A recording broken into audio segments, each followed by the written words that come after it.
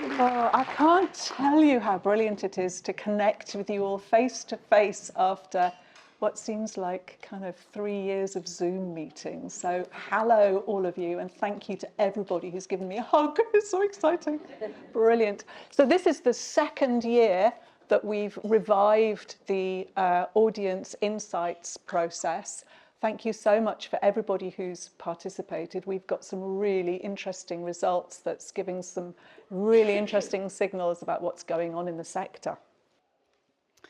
So the way we're going to look at the, oh, it works, sort of works, yes. Although, sorry, some of the fonts have gone a bit funny, but anyway. Yes, the way we're going to look at this is we look at audience insight through 4 lenses. These 4 lenses, like profile, who are your audiences? Are they representative of the communities that you serve? Their behaviour, how are they behaving? How often are they coming? What are they booking for? All those sorts of things.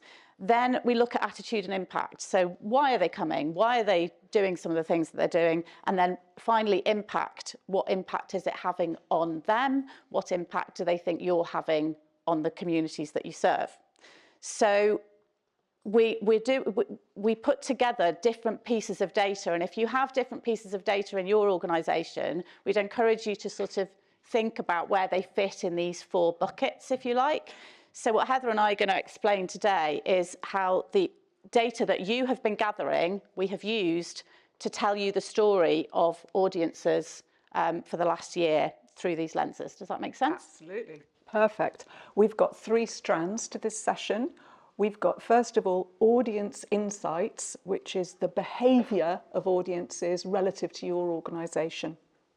We've then got Indigo Share, which Katy led on, which is about the who. Who are these people? Why are they behaving like this? What are the attitudes that are driving that behaviour? And then finally, we've got Mapping Your Audience, which is a glorious new revived piece of resource that will tell you, are your audiences representative of the communities that you want to serve, and who and where can you find the people who are missing? So 3 strands, and we're going to start with audience insights.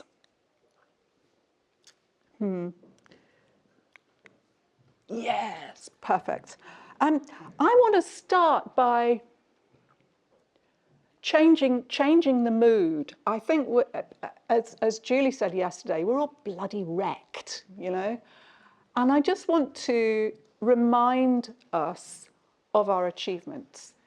So we've got 40 organisations who've participated in this.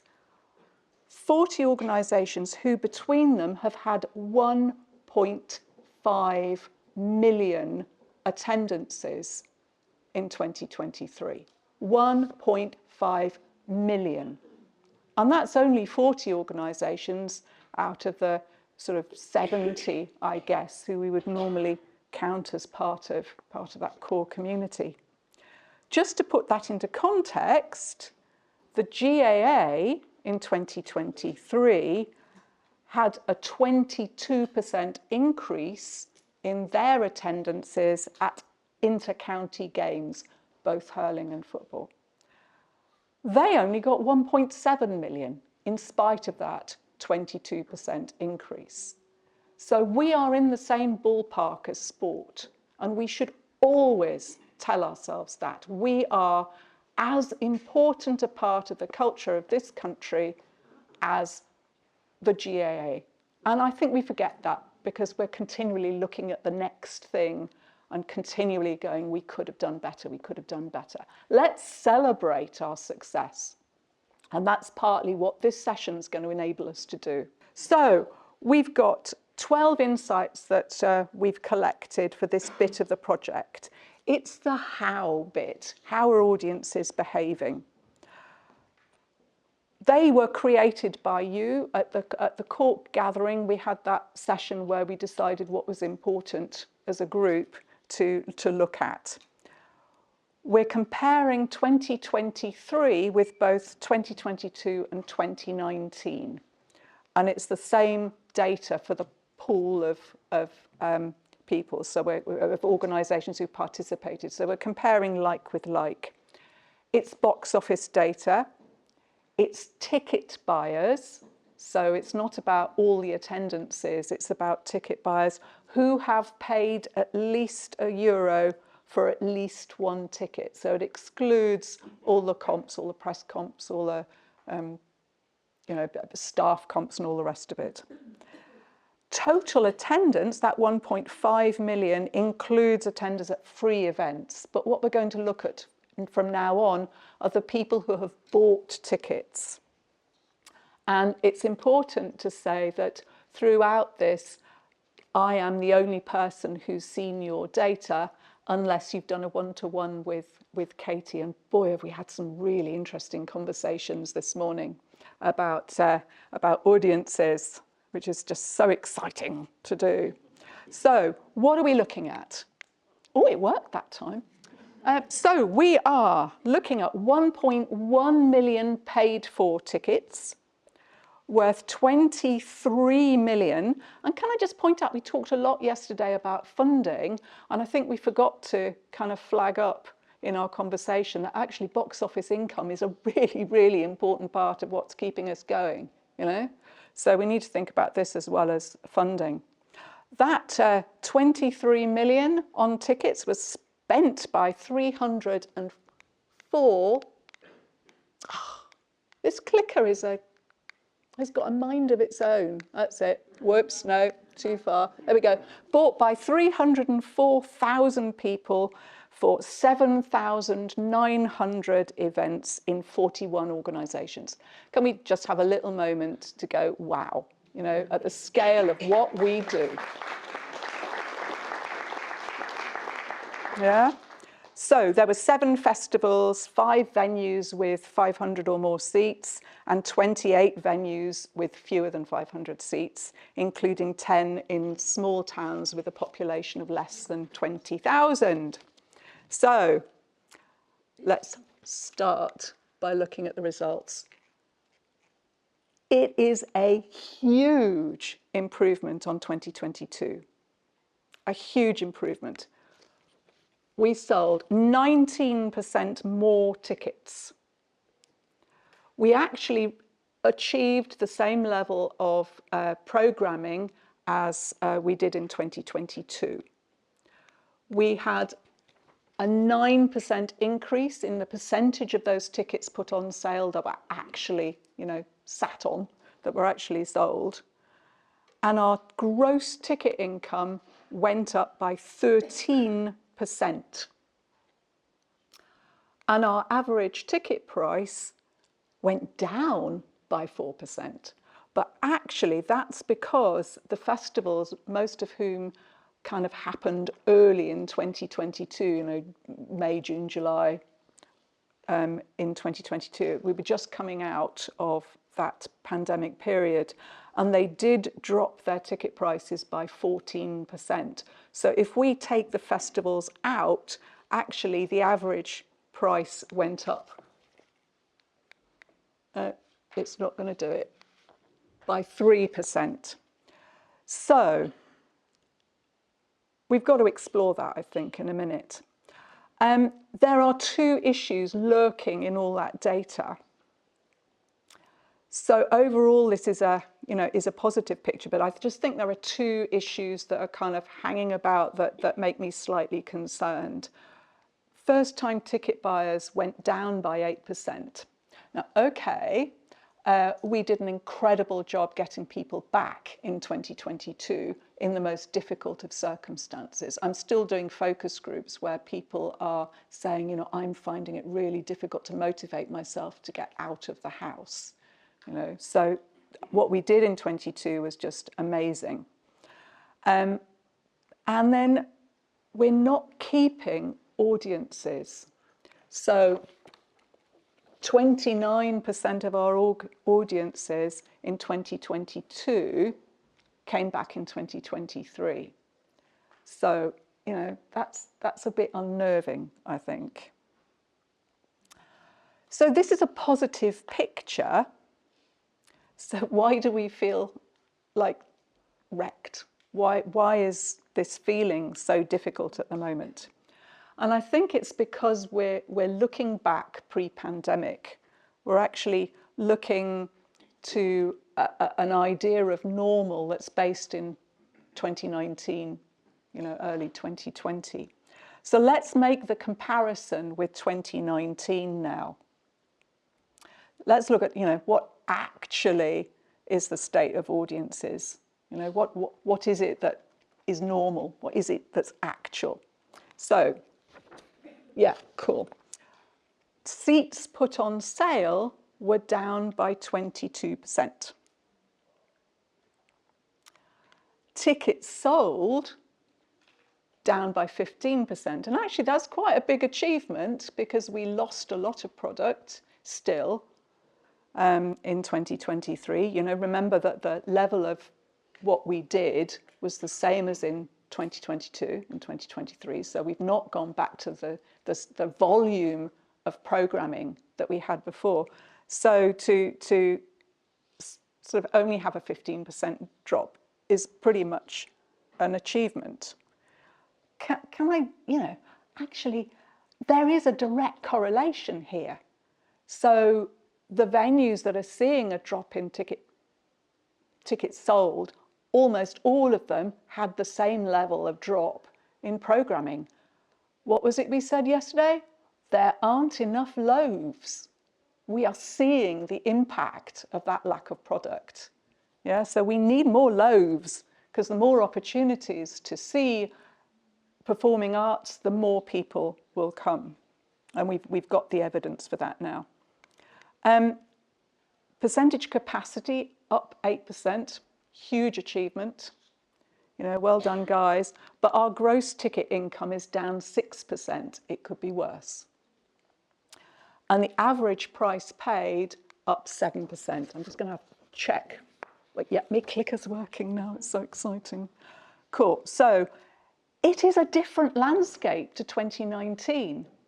So we have to think about whether we can regain the 2019 normal or whether we have to reframe our expectations. Are we being realistic in that thought that we might get back to pre-pandemic times? I think there are two issues I want to pick up out of this. First of all, ticket prices, and then why are we looking at this drop in tickets sold, this 15% drop? So let's start with ticket prices. So the festivals, I'm going to assume that they did this on purpose, dropped prices by 14%. Their gross ticket income dropped by 26%. Gulp, tickets sold were down by 4%. So actually that strategy of dropping ticket prices in the hope that more people will come didn't work. And we had an interesting impact, which is that more people came slightly more often. So we had a drop in the festivals of people who only saw one show. So that went down by 12%. So that's a good thing. So that drop in ticket price didn't increase the overall ticket sales, but it did get people to come a bit more often. But loads of free events, so actually attendances were up by an incredible 22%. So yo for festivals, absolutely superb. But let's contrast that with a different strategy. So the small scale venues in towns with fewer than 20,000 people had a different approach. So they put prices up by 22%. Their gross ticket income went up by 49%. The tickets sold went up by 15%. So rather than depressing the market, putting the prices up actually had no impact on sales, no negative impact on sales at all. And okay, the proportion of people only coming once went up by 3%, but that's a tiny fraction and could easily not be a significant increase. So, okay, some of those venues, it comes from a low base, but actually that's really interesting. I'm going to be really interested to see what the attitudes of audiences to ticket prices is in Katy's research in the post-show surveys. So, why did ticket sales drop overall? Not in the little venues, but overall in the others. Well, as I said, in a lot of cases, this matches the drop in the volume of the programme. There are not enough loaves. But there's also something else going on. It's about engagement. And I think we've got some worrying signs happening. There we go. It's a triple whammy. We've got a triple whammy. It's about a drop in first-time ticket buyers of 3%, combined with a drop in the people continuing to come from the previous year, combined with a drop in the people seeing 2 or more events. And they're actually tiny fractions, but added together, that's a 15% drop in tickets sold. So I think we've really got to look at this engagement thing. Across all the organisations, 77% of ticket buyers came to one event. One. And I think we really do need to look at the attitudes that might be driving that drop in engagement. You know, if we can get those people to come one more time, we know that they are 2.5 times more likely to come back the following year. So the onces, that's the thing we have to solve. So let's look at attitudes. Katy has got the answers, I am just overjoyed to say. No pressure. Thank you, Heather.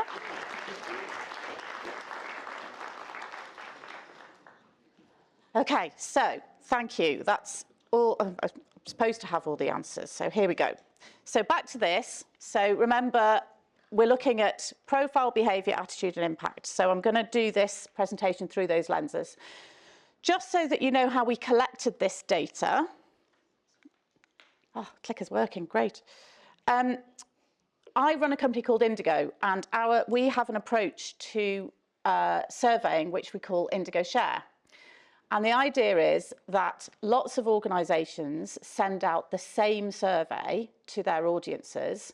Each organisation can see the results of their own audiences in real time, but we aggregate all of the data together to make a kind of sector-wide view, if you like, so that we can present you with what we think is potentially a benchmark for Ireland. So we've been doing that. We've got 12 organisations on board at the moment. If you're not part of it and you'd like to be, it's free. So please join. It would be great to have more on board, because the more organisations' data we can collect, the more we can be confident that it's telling us what we need to know about audiences.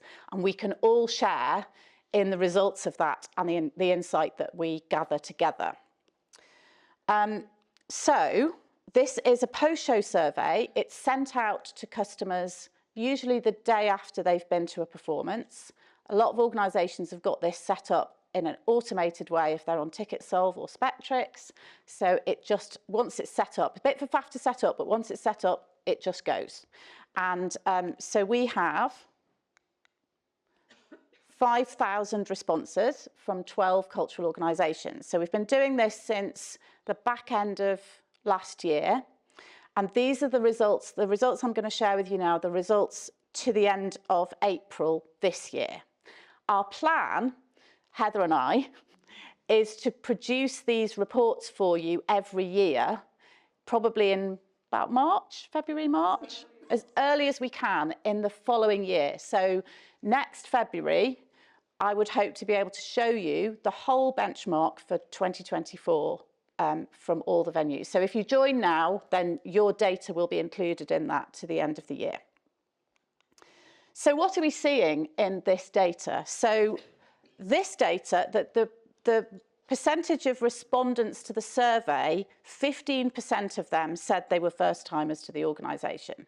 Now, obviously, people who are coming regularly are probably more likely to fill out a survey. So that's why it doesn't fit with Heather's data.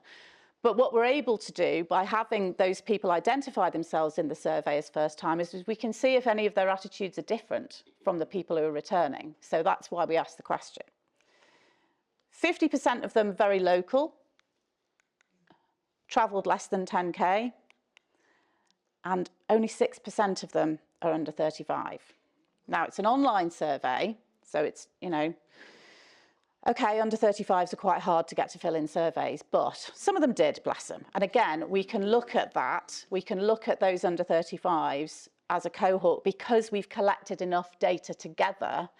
In your data, there probably aren't enough of them in your data alone for a particular show, but if you do it for a whole year, you start to get enough to make it worthwhile. And what we've done, where relevant, we've compared it with census data so that we can see how it reflects the population. Okay, so first of all, profile. Who are our audiences and are they representative of the population? Come on, clicker. There we are. So these are just some of the findings. So 51% of arts organisations are over 55, but only 25% of the population are over 55. So that's not very good, really. 27% of arts audiences have children living with them at home, but 69% of the population have kids living at home.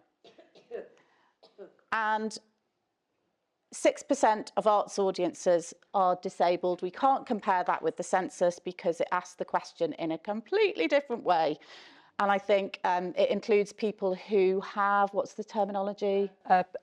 Who say that they are limited a little by a long-term illness or disability, whereas we're asking the social model of disability and saying, do you identify as disabled or having a long-term illness?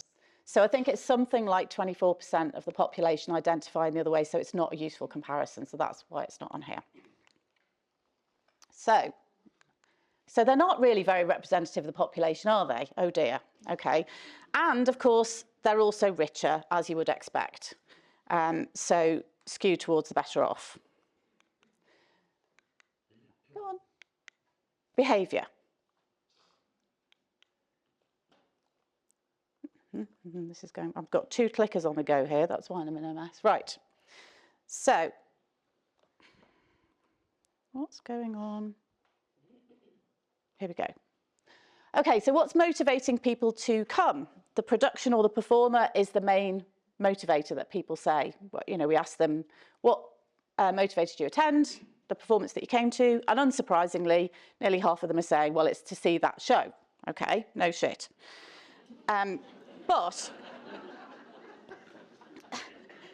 But interestingly, the social experience is also quite an important motivator. So you've got 20% of people, I can get the little thing to, there's the little box.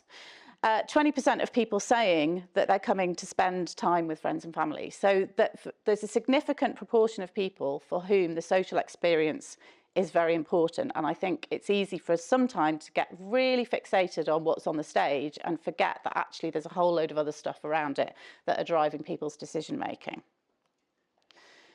The under 35s are even more socially motivated. So they're 36% of the under 35s saying they're coming to spend time with friends and family. And how are they finding out? So those are the top 6 marketing channels: social media and word of mouth, the most cited marketing channels. So that second one is a recommendation by a friend or family member, okay? I will make these slides available via Performing Arts Forum if people want them, because I know there's a lot whizzing past.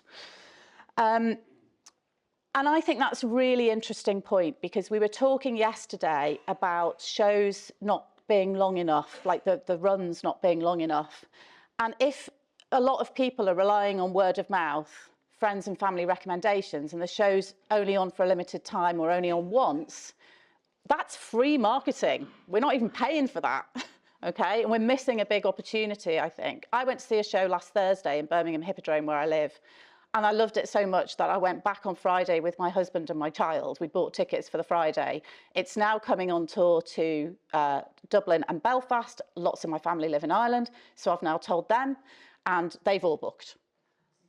So, it's Come From Away. I can't believe I haven't seen Come From Away before, but I hadn't, and I just loved it, so it's great. So, but I know it's a big show, and it's West End show, Broadway show, all that kind of stuff, so it's not the same. But the power of that free marketing should not be underestimated, so I think that backs up what we were saying yesterday. Now, Heather's asked me to put a health warning on here. Hang on, where is it? There's the health warning. Heather, do you want to come and talk about this, bitch? Why does this data say this? Because that's the marketing that we're doing. There were 2 venues in this mix out of the 12 who have revived the print. They're doing reduced, simpler brochures, reduced size, and they are distributing them round their local area, and their figures are completely different to this. Print is the highest, and it's around 33–35% of people heard through the print. So we have to be really careful about this. Audiences in focus groups, and I've done a lot of focus groups over the past 6 months, are telling me that we are invisible, you know, because the social media is not getting to them because the algorithms say that they're not interested in the arts, you know, and we have no visible presence around the town. Right, that was my bit. Thank you. Thank you, Heather. So next one. Okay, still health warning still there. But that's even more so for under 35s. Again, as you'd expect, more under 35s engaging with social media. But look at that 45% for under 35s recommended by friends or family. I'd like to bet it's not recommended by their mum if they're a young person. It's going to be somebody like them. So the social media stuff is still really important for that age group, and that kind of peer-to-peer recommendation cannot be underestimated. But remember, we've also got very small numbers of under 35s coming. So if they do come and they do tell each other about it, you go back to that word of mouth thing, they're a ripe audience. I know they're hard to get and all that stuff, but you know, if we can get them in, they will talk about it. And obviously for first timers as well. So what we're aiming to do in the benchmark report that we will do each year is, going back to Heather's point about getting first timers to reattend, we will be splitting out the whole report to show the difference between responses from returning bookers and first time bookers, because they are very different in a lot of cases. So we really need to understand what these first timers are doing, how they're thinking. They get drowned out in the data because there's so few of them in this data. There's only 15% of first time bookers in this survey data. So by pulling them out separately, we can start to see where those differences are so that we can start to really build those audiences up. They're not travelling very far. 50% have come under 10 kilometres and 43% have travelled for less than 15 minutes. But despite the fact that they've travelled for less than 15 minutes, they're all getting in their flipping cars. I know, it's Ireland, I get it. Okay, attitude. So let's get on to some of the attitude stuff.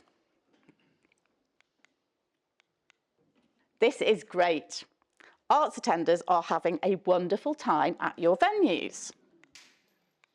They think your staff are great. 4.7 out of 5 average rating. Amazing. And they think your productions are great. 4.6 out of 5. This is really interesting. Is it going to put the box on? Put the box on. So this is a score out of 5 for value for money. They think tickets offer good value for money. It's the highest score there on value for money ratings is the tickets. Okay, so you've put your tickets up, ticket prices up, and audiences are giving you 4.3 out of 5 on value for money. It's not damaging you and we're not saying just whack your tickets up willy-nilly, but it's not at the moment, it doesn't seem to be harming the relationship you've got with the people who are coming. Now, I know there's a whole argument about the people who aren't coming, but okay, impact. This is something that I think a lot of organisations don't measure or don't know how to measure. So we've kept it quite simple in the survey, but we're just trying to get some sort of levels of agreement about the impact that you're having, excuse me, on the people that are coming to you. So we asked people to rate their level of agreement between 1 and 5 of these statements. 4.7 out of 5 level of agreement that this organisation is important to our local community. Amazing. You should be shouting about that to all your stakeholders. Audiences feel welcome. 4.4 out of 5. This organisation makes me feel welcome and included. They love sharing the experience with other people, okay? 4.4 out of 5 agreed it felt good to be sharing the experience with other people. Again, how much of our marketing is images of who's stood on the stage and not images of people sharing the experience with each other and having a great time? Go back to the social motivations that we looked at earlier, 20% of people saying they're coming to spend time with friends and family. And what are we doing? We're showing them a picture of a dancer doing this, which is lovely. But actually, we could lean into that a bit more, I think. But this is the bad news. Audiences don't think you're doing enough to show commitment to sustainability. Only 3.7 out of 5 agree that you're demonstrating a clear commitment to environmental sustainability. We're seeing the same in England, where we're doing a similar survey. This is always the lowest score. And we recently did a big piece of research called Act Green in the UK, where we expected audiences to say, don't be doing all that woke stuff, get on with putting the shows on, we're not interested in sustainability. Oh, no, no, no, they did not say that.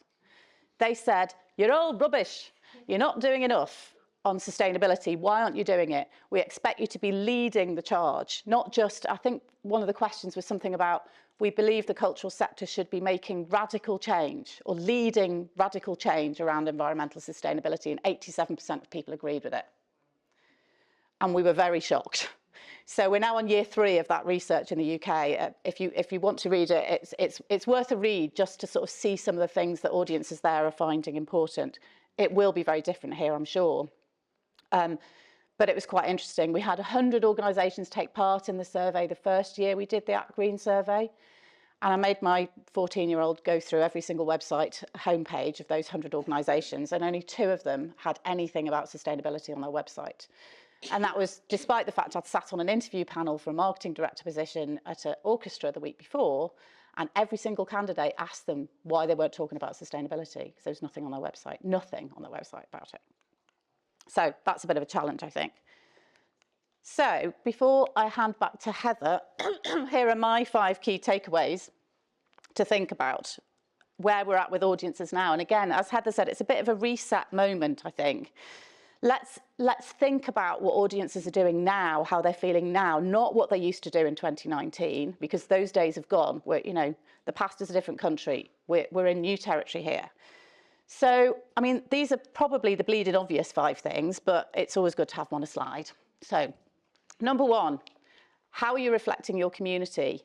It's very clear from these stats that arts audiences are not representative of the population. And Heather's going to show you in a minute some tools that can help you look at that in your own locality. And I know that's hard. It's easier said than done. We're all struggling with that. But we need to find ways to do it.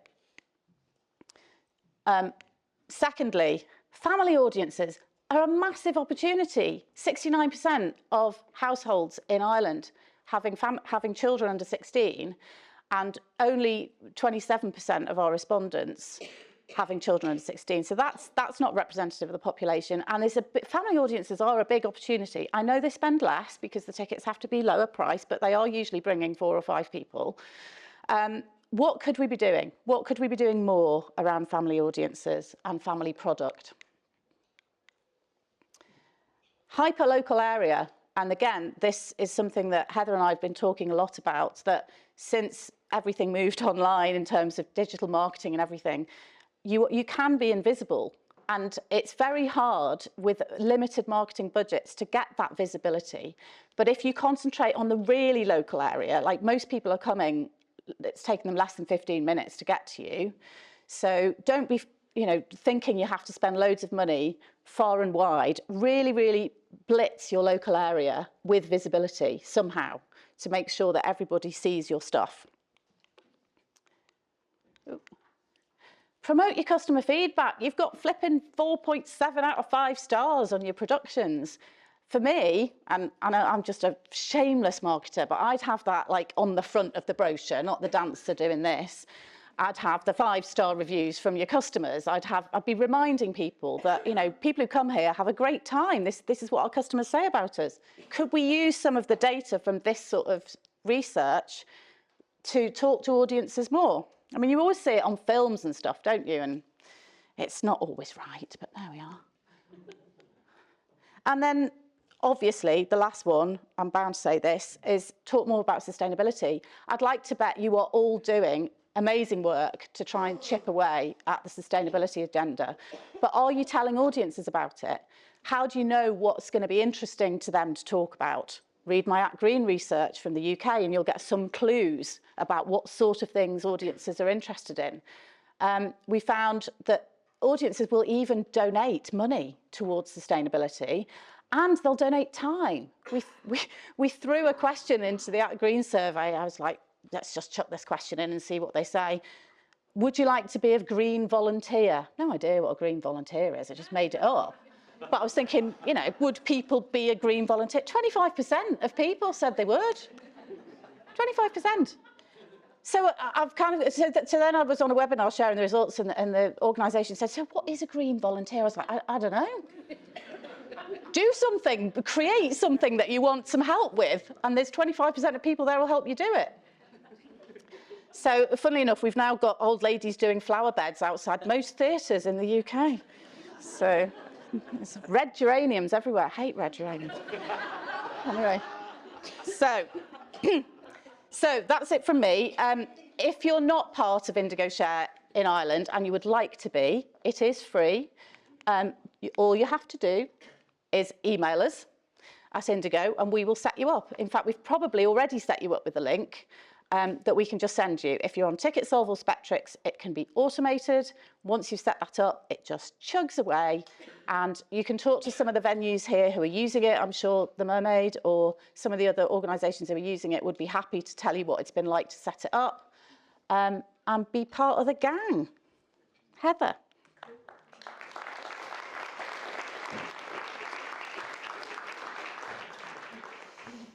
I'd just like to kind of sum all of that up very briefly. Mark yesterday talked about collective power. The positivity that is coming from your audiences is really powerful. Let's include audiences as volunteers or as advocates or ambassadors, word of mouth being really important. Let's include them in that collective, because with them, we really, really are powerful. 1.5 million attendances just from the 40 venues that participated in this research. Let's get them involved in this whole process. Right, so I'm going to tackle this issue of representation. It's no good me pressing that button, is it? I've got to press this button and just pray that the thing works. There we go, yay. So let's look at this profile thing again. Why does it work for you and not for me? There we go, yay. So how representative are they of your local population? So I think it's really important that you look at this for your catchment, because I think it'll differ round the country. And the question is, who and where are the people who you want to serve and maybe aren't engaged at the moment? There is the most fabulous tool. I know I'm a data bore, but I really do get excited about this one. It's, what am I doing wrong? I'm doing something wrong. Yeah. Cool. Drive times. Katy talked about 43% of our audience coming from within 15 minutes. Who knows what their 15-minute drive time looks like? Oh, very good. Oh, 3. Oh, very good. Very impressed. Yeah, cool. This is the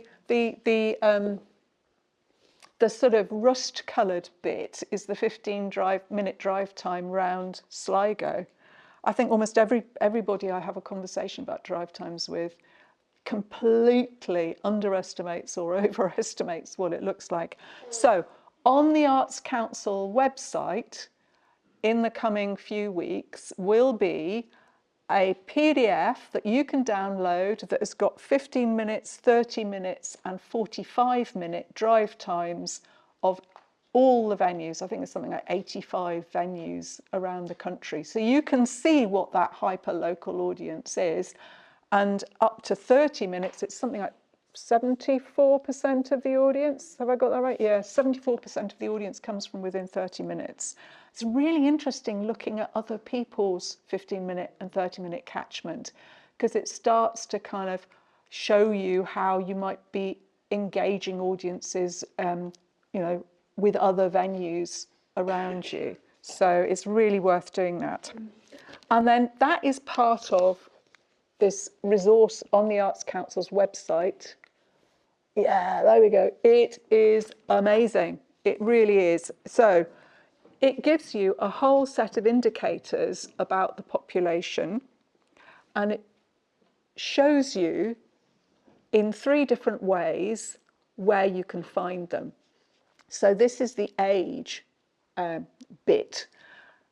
If you hover over the figures, it shows you what is normal, what's the state figure, for the whole country. And you can see whether you've got more or less than the normal of under 4s. Well, here it's slightly less than the national average for under 4s, but there's still, 1,706 of them within a 10-minute drive of your venue. So actually, that might be worth thinking about. So it gives you all these different internet access, and for some of you, it's really horrifying looking at the lack of internet access in parts of your catchment, and this will show you where that is, because then you really will have to, do something else in terms of your marketing.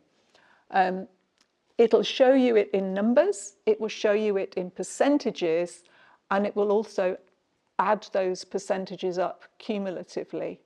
And it is just a brilliant, simple to use tool that will show you who might be missing, where you might find them. So it's available in the next couple of weeks on the Arts Council website under Mapping Your Audience. And then in the kind of coming weeks after that, a couple of weeks after that, we'll get that PDF of all the maps, which are currently being churned out by the Aero team who create this. So there we go. So a really useful tool. Please use it. It's really interesting, kind of exploring where your under 35s are for a start, where your families with children are. It's really good. Cool. There we go. That's all we have to say about audiences. Apart from, can we just remember what we have achieved in the past 2 years, 22, 23? It's felt difficult, but we have made a difference. We really have. And audiences are grateful for that opportunity to come together. They're grateful for that support in understanding why they feel like they do post-pandemic. We are an important part of the lives of everybody in this country. Thank you. Oh.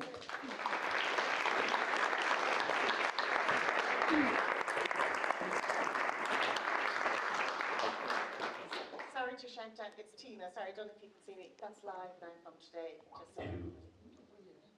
Say that again, Tina.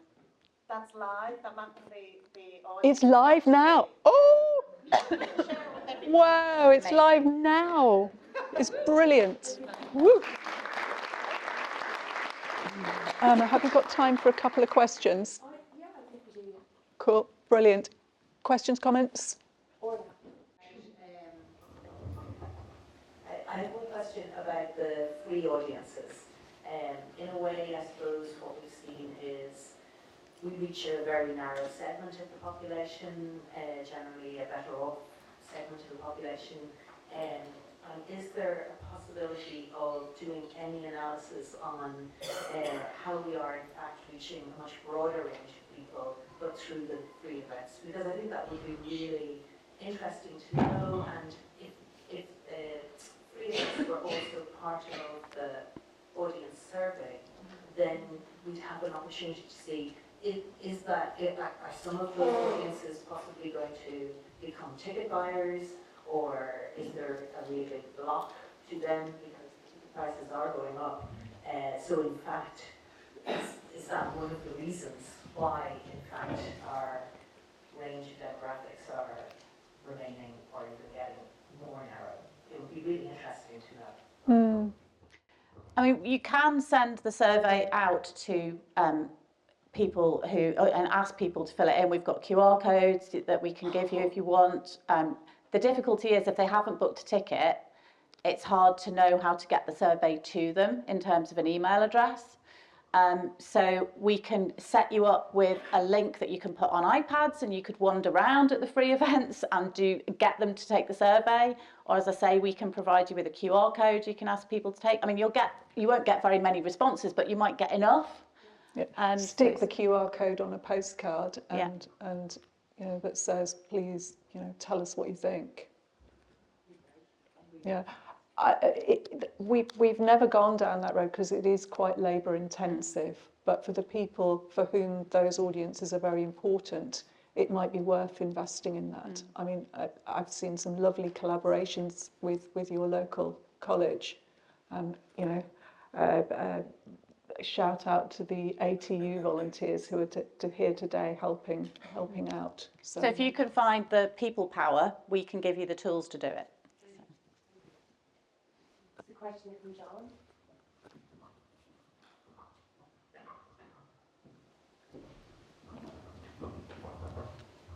Thanks very much. Thanks for a great presentation, John, here from the Abbey.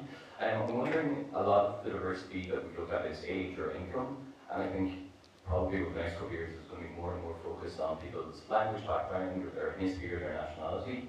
Is that something we should start thinking about? How should we approach that? What do you think in terms of, I think it is important for a lot of us, but it's hard to kind of measure it going to know where we are. It is included in the survey at the moment. Ethnicity's in there. I didn't pull it out because it's not that interesting at the moment, but might be interesting for you individually, depending on where you are and how diverse your area is. But it is in the survey already. Ethnicity, we haven't asked language, but we could look at, the other thing I meant to say is we will revise the survey for next year. So there will be a process by which, if we want to add in other questions that aren't currently in it, or take them out if they're not very useful, or ask people if they'd like to be a green volunteer, we can add those in ready for January next year. So that's the point at which, so if people have got things that aren't in the survey that they'd like to see, please contact me or Heather. We have a big review process at the end of the year to get it in place for January. Yep, so we will consult you. Yeah, and language and ethnicity is part of mapping your audience, which is just glorious. It's so interesting. We always, where there is a question in the census, we use exactly the same question apart from disability because we don't like it. We use exactly the same question in the survey so that you can make those comparisons. Any other thoughts? Ooh. Hello, this is more of a thought rather than a question or comment. I'm Circa, I'm with Access in Ballymun, and I just wanted to, I suppose, note on the ticket price scenario. As we saw, the majority of audiences have a much higher income, than the general population, and certainly in access in Ballymun, raising our ticket price simply isn't an option in order to make sure that we're getting people in. So I suppose it's just a comment that, while that would be lovely, it doesn't apply to all art centres or all organisations and all jurisdictions. Yeah, I think certainly in the UK, there's been a lot of research about ticket prices, and the problem is low ticket price signals low value. So in areas like, Teesside, which is, seriously depressed, more than 60% of people unemployed and all the rest of it, where what they're doing is very clearly signalling a value-laden ticket price, but then targeting discounts and having things like pay what you can afford nights. So that the value is there, because even people with restricted incomes are looking at ticket price as an indication of how good the experience is going to be.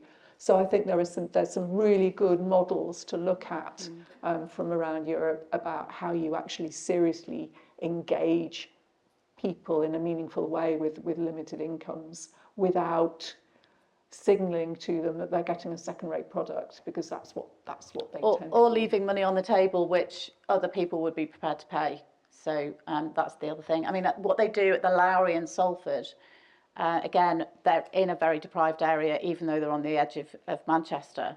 They actually have targeted schemes where if you live in certain areas, you join I think it's called My Lowry or Our Lowry, I can't remember, My Lowry, I think. You join this scheme, you have to sign up for it, so they get your data. And then you're on this email list, and literally once a week, the email goes out going, here's the shows that you can have tickets for, I think it's £10. You can have whatever remaining tickets we've got if you live in one of those areas. So that they're then targeting those discounts very specifically to the people in their locality that need them most without devaluing the product. So. Yeah. And giving people a reason why they deserve that. You're our local community. Yeah. We want to. I think they also use the same list for things like private views and special things that only if you're a member of that you get access to. So I think they did a TV recording of something and they needed a local audience. They went to those people, free. So they feel kind of part of the club. Yeah. That kind of scheme has failed before simply because local authorities have done it and charged people to be part of, my whatever it is. So it's free to join, and it's important. Why should we want you to dig a little more into that age profile thing and money thing? Because the survey said, Katy, that the respondents and the attendance is so much higher among those over 55. Might it not be the case, it's a hard construction, that it's not just that those people have more money, but they're at a point in their lives when they have less draw on expenses. Maybe they paid off their mortgage. Paid off their mortgage. Or maybe their kids have left the expensive part of young childhood and things like that. So maybe is there a life cycle thing in that audience thing? It's not just over rich people versus young poor people, although that's part of next year. That's a very good point. If more people took part in this, it's free, then we would have a bigger data set and we will be able to cross-cut it in all sorts of unimaginably glorious ways. Hurrah. Good answer.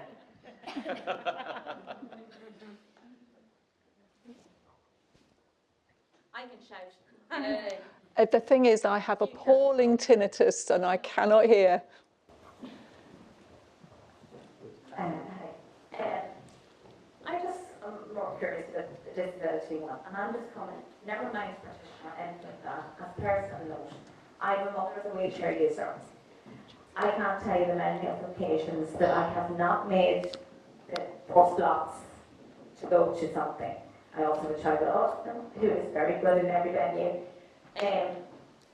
I know that a lot of our theatres are older buildings.